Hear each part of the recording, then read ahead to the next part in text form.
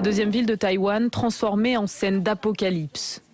Au moins 5 explosions se sont succédées dans ces rues, éventrées par les déflagrations. Elles sont si violentes que les habitants ont d'abord cru à un séisme. Il s'agirait en réalité d'une fuite de gaz, probablement du propane. Elle n'a pas encore été trouvée. Les autorités avaient d'abord évoqué l'explosion d'un gazoduc. Un dernier remerciement aux journalistes qui l'interrogent. Et Chris Gunness s'effondre en direct à la télévision.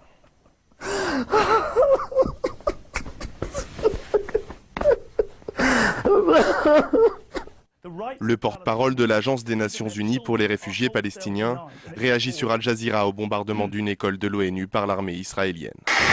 Voilà François Hollande qui a déposé cette gerbe de fleurs auprès toujours de cette plaque commémorative.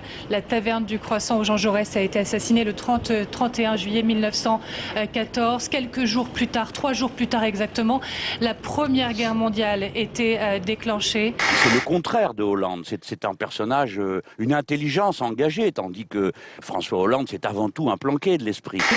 Les sondages pour vous, est-ce que c'est un signe que vous pouvez être élu en 2017 ? Mais oui, je crois que je peux être élu en 2017 parce que les Français réclament à corps et à cri une autre politique que celle qui les fait souffrir au quotidien. Pour lutter contre des scènes comme celle-ci, un nouveau bracelet électronique est testé à Londres.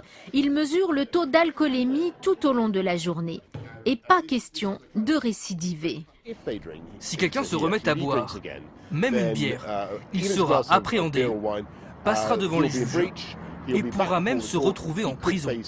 Impossible de ne pas trouver cette initiative très chouette. À Tokyo, des Japonais ont ouvert un bar à Ibu dans une ambiance tamisée. Vous pouvez prendre les oiseaux sur vos épaules tout en buvant un petit café. Attention toutefois à ne pas vous faire plumer.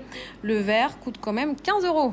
Ces images incroyables, Thierry. Regardez, en Chine, une jeune femme, arrive à écrire en même temps avec ses mains et ses pieds. Voilà, c'est incroyable.